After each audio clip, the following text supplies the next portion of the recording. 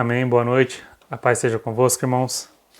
Se puder, deixa o like, se inscreve e compartilha para ajudar o canal a ser ouvido por mais pessoas e abençoar a vida de mais pessoas. Eu gostaria de trazer para os irmãos, na palavra de Deus, em 1 Reis, capítulo 13, do 15 ao 17, que fala assim: Venha à minha casa e come comigo. E o profeta fala assim: não posso, não me é permitido comer nem beber, seja o que for em Betel, nem sequer água.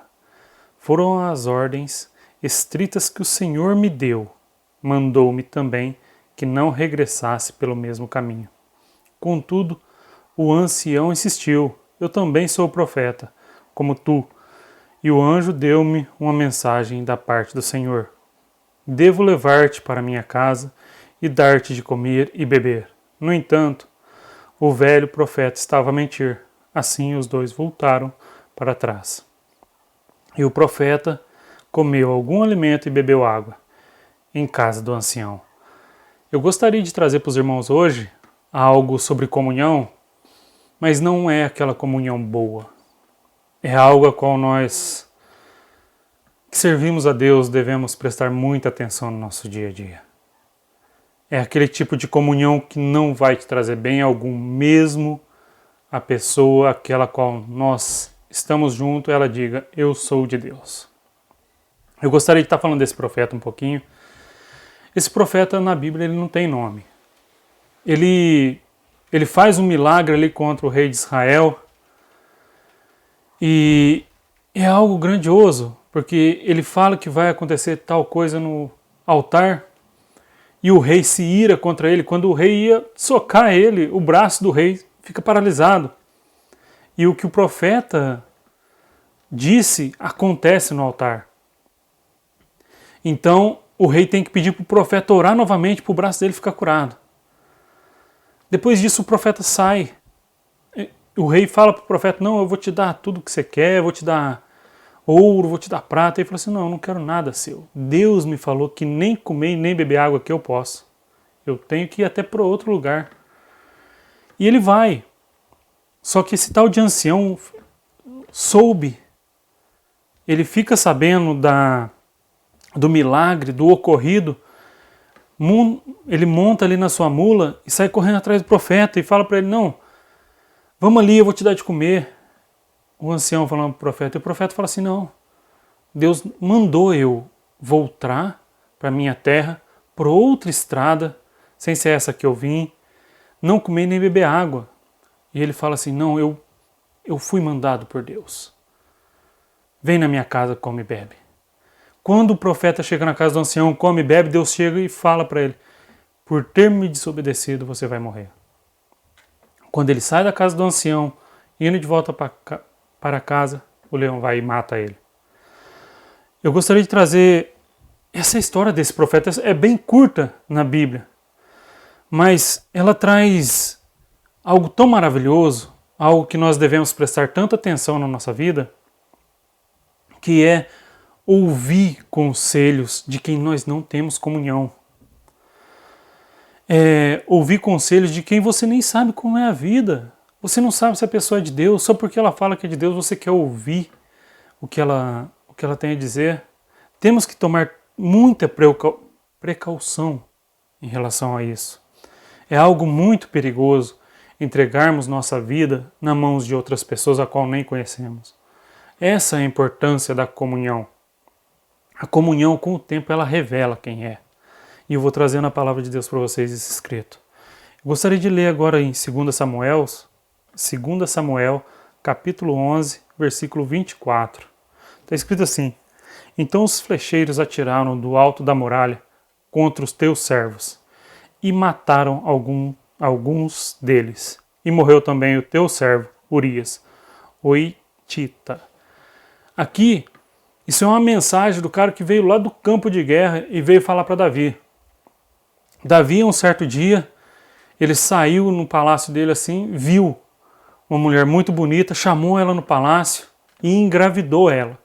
Só que essa mulher tinha um homem, e era esse Urias. Davi tenta de N maneiras, de várias maneiras, fazer Urias deitar com a mulher dele. Só que nessa época Israel estava em guerra. E Urias, ele era tão bom companheiro, tão boa companhia, que ele não aceitava ter nenhuma regalia enquanto seus amigos estavam em guerra. Então Urias teve um bom espírito, teve um bom discernimento do que é companheirismo, do que é amizade. Já Davi não. Para vocês terem ideia, a palavra de Deus fala dos valentes de Davi, aqueles que lutaram do lado de Davi quando nem era rei ainda. E Urias é um deles. Urias defendeu Davi. E Davi, como um grande amigo, fez essa maldade contra Urias, engravidou a mulher dele enquanto ele estava em guerra a favor de Israel, a qual Davi era rei. E o que me encanta é ver Davi numa cegueira espiritual. É essa amizade de Davi e Urias, e que Davi fala assim, não, vou avisar o chefe do exército para pôr Urias lá na frente, para ele morrer. Para ninguém ficar sabendo do meu pecado. E Davi depois, essa mensagem que trouxeram para Davi, era simplesmente para dizer, ó, o que você pediu foi feito, Urias morreu. Aí Davi vem, pega a mulher de Urias e casa com ela. Mas isso não agrada a Deus. Então, o que podemos aprender com Davi muitas vezes, ou até com Urias? Não importa se você é uma ótima pessoa. Na realidade, eu creio que praticamente todos os homens têm o medo de ter um amigo que nem o Davi. Quando nós saímos, quando nós brigamos, nós vamos ali, pro nosso amigo, a gente conta talvez a briga, desabafar o que aconteceu entre nós homens com as mulheres. Expomos nossas vidas erroneamente, porque cremos que é uma boa pessoa, por mais que seja uma pessoa que nós caminhamos junto, tem ali comunhão. A gente, muitas vezes, homens, tem medo de ter aquele amigo traíra. E deixa eu te dizer, tem muita pessoa que está ao nosso redor somente para pegar o que nós temos. Eles colocam em nossos corações que o que temos, as bênçãos que Deus nos dá, é ruim para ele ter, porque ele inveja isso. Eu gostaria de contar um testemunho. Teve um determinado momento que tinha uma pessoa que ela veio, ela me disse que desejava ter algo, ir para certo lugar. E a mulher dele não queria. O amigo desse rapaz chegou nele e falou assim, larga da sua mulher e vai. Você vai ser abençoado. E lá você pode ter a mulher que você quiser. Quando essa pessoa veio falar comigo, e esse amigo meu, ele era cristão. E ele falou com a boca cheia, sabe? Com tanta certeza que ele estava correto. Eu falei, poxa, da onde você tira que Cristo vai te abençoar? Essa pessoa que está dizendo isso sobre sua mulher está de olho na sua mulher. Quando você largar ela, uma mulher preciosa, uma mulher abençoada, ele vai correr atrás dela. Porque a mulher que Deus te deu, ela é abençoada. E você não vai encontrar outra igual. Então, irmãos, prestem bem atenção nos conselhos, principalmente os conselhos a qual você não tem comunhão. Se você tem comunhão com alguém, cuidado ao abrir sua vida. A comunhão ela é boa, ela é agradável aos olhos de Deus, mas muito cuidado com a pessoa a qual você abre sua vida. Principalmente vida de casal. Eu gostaria de deixar um capítulo para os irmãos ler. Está em Juízes capítulo 16. Eu gostaria de falar um pouquinho sobre Sansão. Pensa num cara que tem força demais, mas falta inteligência no homem. O cara tinha uma comunhão com o povo ao qual Deus falou para não ter. Ele tinha ali, ele queria ter comunhão com uma mulher a qual não era agradável aos olhos de Deus. E essa mulher demonstrou para ele que ela era uma baita de uma cobra inúmeras vezes. Só ele não percebia porque ele estava apaixonado. É uma cegueira gigantesca. Mas pensa você na sua vida hoje, quantas vezes você não tem cuidado com o que você fala? Quantas vezes você hoje entrega teu coração para qualquer mulher, para qualquer homem? Você quer ter uma comunhão de casal com uma pessoa a qual você nem conhece, uma pessoa a qual nem é da sua igreja, porque você acha que você está apaixonado. Se você busca uma comunhão de casamento com alguém, por favor, ore muito a Deus. Observe as atitudes dessa pessoa. Caminha com ela dentro da igreja. Vê quais as intenções dela. E analisa bem, não faça como Sansão, tapa os olhos porque está apaixonado. Porque no final das contas o que vai contar é o caráter um do outro. E é isso que vai manter um casamento. E nisso eu trago o que eu falei para os irmãos sobre a aparência das pessoas, sobre as atitudes da pessoa, sobre analisar, não julgar, mas saber para quem você está abrindo sua vida. Está lá em 1 Timóteo capítulo 5, versículo 24 e 25, está assim, ó. E os pecados de alguns são evidentes, como nós vemos aí da mulher de Sansão, mesmo antes de serem submetidos a julgamento, ao passo que os pecados de outros se manifestam posteriormente. Da mesma forma, as boas obras são evidentes, e as que não são, não podem permanecer ocultas. Eu vejo hoje na igreja também algo muito comum entre os irmãos, que é, como eu posso trazer para os irmãos, é que nós desejamos demais a revelação de Deus. Nós desejamos demais a vontade de Deus. E muitas das vezes Deus conosco, Ele fica em silêncio. E vamos a procurar pessoas, vamos a procurar qualquer pessoa ao nosso redor que nos falam que Ele é o profeta, que Ele é aquela pessoa que traduz a vontade de Deus para nós.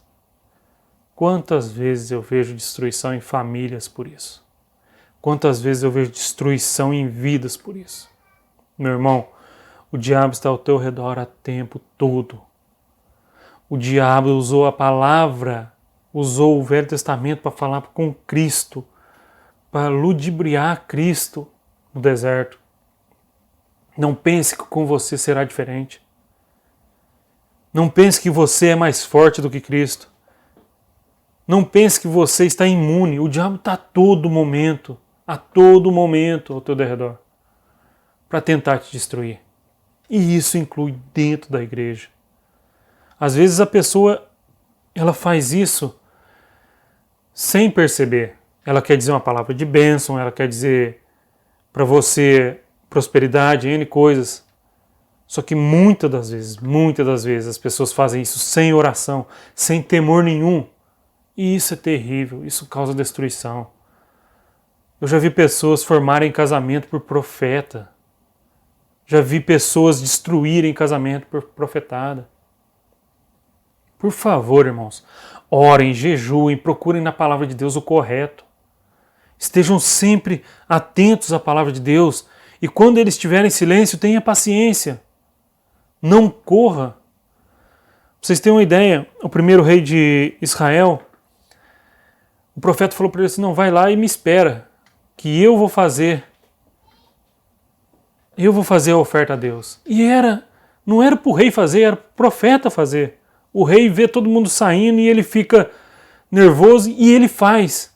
E nisso Deus fala, o profeta chega, o profeta passa o fumo nele realmente, o que faz descambar totalmente o reino dele, a vida dele.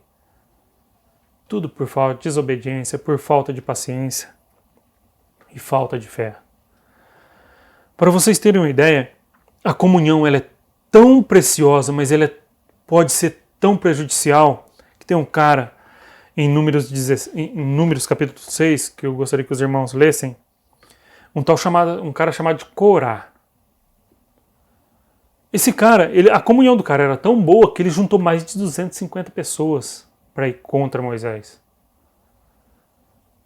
Pela ganância dele, ele destruiu N vidas. E eu te garanto, existem pessoas assim, que vai te usar, que fala que é seu amigo, mas vai te usar para te destruir e conseguir um cargo maior. Conseguir N coisas a mais, porque a ganância dele fala mais do que isso.